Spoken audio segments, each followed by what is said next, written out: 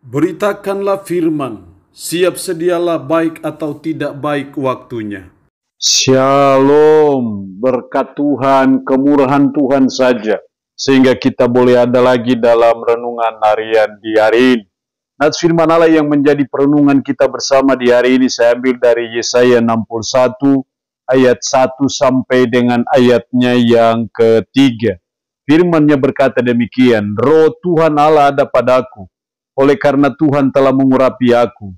Ia telah mengutus aku untuk menyampaikan kabar baik kepada orang-orang sengsara dan merawat orang-orang yang remuk hati, untuk memberitakan pembebasan kepada orang-orang tawanan dan kepada orang-orang yang terkurung kelepasan dari penjara, untuk memberitakan tahun rahmat Tuhan dan hari pembalasan Allah kita, untuk menghibur semua orang berkabung, untuk mengaruniakan kepada mereka perhiasan kepala ganti abu, minyak untuk pesta ganti kain kabung, nyanyian puji-pujian ganti semangat yang pudar, supaya orang menyebutkan mereka pohon tarbantin kebenaran, tanaman Tuhan untuk memperlihatkan keagungannya. Demikian kebenaran firman-Nya hari ini yang mengajar dan menasihati kita memberitakan tahun rahmat Tuhan.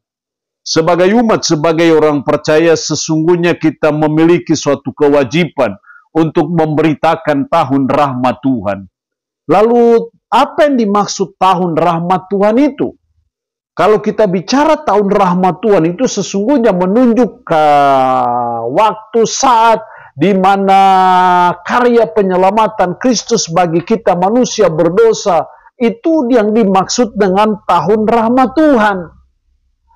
Boleh juga dikatakan bahwa tahun rahmat Tuhan itu sama juga dengan Injil Kristus, yaitu karya Kristus untuk menyelamatkan kita manusia yang berdosa. Itulah yang dimaksud dengan tahun rahmat Tuhan. Nah, karena itu sebagai umat kita berkewajiban untuk memberitakan tahun rahmat Tuhan itu. Dalam ayatnya yang kedua, untuk memberitakan tahun rahmat Tuhan dan hari pembalasan Allah kita. Jadi mari kita belajar untuk terus mengusahakan, memberitakan, mewartakan akan karya penyelamatan Kristus bagi kita manusia berdosa, bagi kita seluruh dunia ini, apapun agama kita. Karena karya penyelamatan Kristus itu bukan hanya berlaku bagi suku tertentu, bagi negara tertentu, bagi daerah tertentu, bagi agama tertentu. Tetapi sesungguhnya itu adalah karya penyelamatan Allah bagi semua umat manusia. Tapi supaya kita mengalami karya penyelamatan itu, mengalami tahun rahmat Tuhan itu, maka kita harus berespon. Respon itu namanya iman. Lalu pertanyaannya adalah, ada apa yang signifikan dari tahun rahmat Tuhan itu? Kenapa kita harus memberitakan tahun rahmat Tuhan, tahun karya penyelamatan Allah bagi kita manusia berdosa? Ada beberapa hal yang saya coba amati dalam ayat ini. Dalam ayat 1, Roh Tuhan Allah ada padaku, oleh karena Tuhan telah mengurapi aku. Untuk apa diurapi? Kalau kita bandingkan dengan kitab Injil, ini adalah menunjuk kepada Yesus Kristus. Ia telah mengutus aku untuk menyampaikan kabar baik kepada orang-orang sengsara. Jadi kenapa kita harus memberitakan tahun rahmat Tuhan? Karena itu adalah kabar baik. Betapa tidak itu bukan kabar baik, kita manusia berdosa yang tidak berdaya untuk menyelamatkan diri kita sendiri, dan Kristus mau datang untuk menyelamatkan kita. Bukankah itu suatu kabar baik? Itu yang namanya euangelion, itu kabar baik, good news. Jadi kenapa kita harus memberitakan tahun rahmat Tuhan, tahun karya penyelamatan Allah bagi kita manusia? Karena itu suatu kabar baik. Kita manusia yang dibelenggu oleh dosa dan tidak bisa membebaskan diri dari kuasa dosa. Dan Kristus mau datang menyelamatkan kita, itu suatu kabar baik. Kalau kabar baik, maka ya kita harus beritahukan. Kita harus menyampaikan kepada orang lain. Tidak boleh didiamkan, tidak boleh disembunyikan. Karena itu adalah kabar baik bagi saudara dan saya.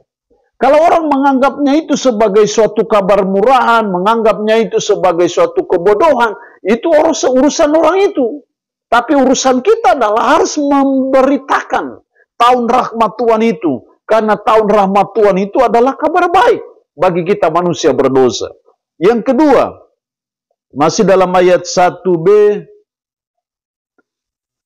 dan merawat orang-orang yang remuk hati untuk memberitakan pembebasan kepada orang-orang tawanan dan kepada orang-orang yang terkurung kelepasan dari penjara. Kenapa kita harus memberitakan tahun rahmat Tuhan, tahun karya penyelamatan Allah bagi kita? Karena itu mendatangkan pembebasan.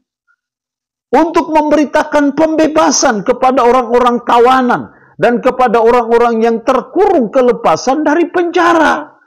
Kita itu dibelenggu oleh dosa, kita dirantai oleh dosa. Tapi tahun rahmat Tuhan yang adalah karya penyelamatan Allah bagi kita, ketika kita meresponinya itu mendatangkan pembebasan. Bagi kita orang-orang yang ditawan oleh kuasa dosa, oleh belenggu dosa. Dan kita tidak berdaya untuk membebaskan dari kuasa dosa, dari tawanan dosa itu. Tapi kita bersyukur bahwa ada inisiatif ilahi, ada karya ilahi untuk pembebasan bagi kita manusia yang tertawan oleh dosa, yang terbelenggu oleh dosa, yang terborgol oleh dosa, membuat kita tidak berdaya. Tapi kita bersyukur bahwa tahun rahmat Tuhan adalah tahun di mana Allah bekerja untuk mendatangkan proyek ilahi bagi penyelamatan kita manusia yang berdosa. Jadi harus diberitakan tahun rahmat Tuhan itu. Karena itu mendatangkan pembebasan bagi kita. Yang terakhir dalam ayat 2, untuk memberitakan tahun rahmat Tuhan dan hari pembalasan Allah kita. Untuk menghibur semua orang berkabung. Untuk mengaruniakan kepada mereka perhiasan kepala ganti abu. Minyak untuk pesta ganti kain kabung. Nyanyian puji-pujian ganti semangat yang pudar. Untuk menghibur semua orang berkabung. Dosa membuat kita semua menderita. Dosa membuat kita semua dalam duka cita, berkabung. Tapi tahun rahmat Tuhan memberi kita suatu harapan. Sehingga memberikan suatu penghiburan bagi kita. Jadi kenapa kita harus memberitakan tahun rahmat Tuhan, tahun penyelamatan Tuhan bagi kita manusia berdosa? Karena itu mendatangkan penghiburan. Karena berita rahmat Tuhan itu mendatangkan penghiburan bagi kita. Betapa tidak penghiburan bahwa kita yang tadinya masa depannya suram, susah. Oleh karena kita tidak berdaya melawan dosa, melawan kuasa-kuasa kegelapan. Tapi tahun rahmat Tuhan itulah yang memungkinkan kita bisa mengalami penghiburan ataupun kekuatan. Bahwa ada masa depan yang cerah yang Tuhan siapkan bagi kita. Karena kita yang beriman kepada Tuhan. Sehingga kita mengalami tahun rahmat Tuhan. Mengalami karya penyelamatan itu. Sehingga memberi kita penghiburan ketika kita berduka. Kita dalam keadaan susah, sedih, sukar, sulit. Kita ada suatu penghiburan. Bahwa ada tahun rahmat Tuhan. Bagi saudara dan saya sebagai umat. Sebagai orang percaya. Allah yang punya firman ini memberkati kita dengan firman-Nya di hari ini. Amin. Mari kita berdoa. Puji syukur untuk kebenaran firman-Mu hari ini. Yang mengajar dan menasihati kami memberitakan tahun rahmat Tuhan. Tahun di mana Allah menyelamatkan karya penyelamatan Allah bagi kami. Karena itu tolonglah kami untuk memahami itu dan melaksanakan firman-Mu untuk memberitakan tahun rahmat Tuhan. Karena itu merupakan kabar baik, karena itu mendatangkan pembebasan, karena itu memberikan penghiburan bagi kami. Roh yang kudus tanamkan dan meteraikan firman dalam hati dan pikiran kami. Dan sanggupkanlah kami untuk bisa memberlakukannya dalam hidup kami sehari-hari. Hamba mohon berkat bagi umat-Mu yang mendengarkan renungan harian di hari ini. Yang sakit hamba berdoa dalam nama Yesus. Tuhan lawat, Tuhan jamah, Tuhan sembuhkan dari sakit penyakit yang diderita. Terpuji-pujilah nama-Mu Tuhan.